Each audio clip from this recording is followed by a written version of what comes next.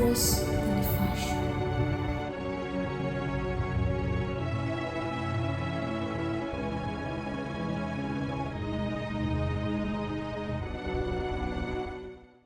Ang kinabukasan ng mga susunod na henerasyon ay bahagi ng ating responsibilidad. Malaki ang tiwala ko sa iyo, Andres.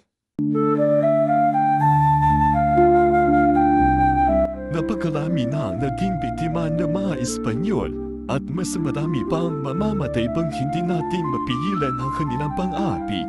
Sa labanang ito, isusuon natin ang ating mga buhay sa panganib ilang araw mula ngayon. Sa gabi ng 29, sisimulan natin ang revolusyon.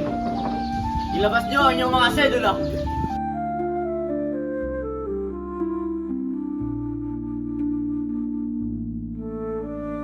Pagmasdan nyo ang puting papel na umalipin sa ating lahat. Lalaban tayo sa huling hininga. Punitin nyo ang inyong mga sedula. Mabuhay ang katipunan! Mabuhay!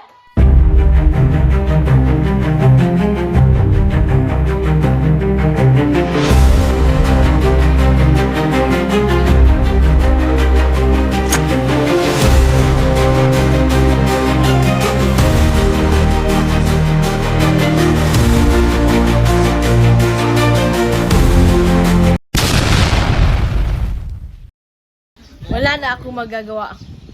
Dakpin na ang Supremo. Masusunod, Senyor Presidente.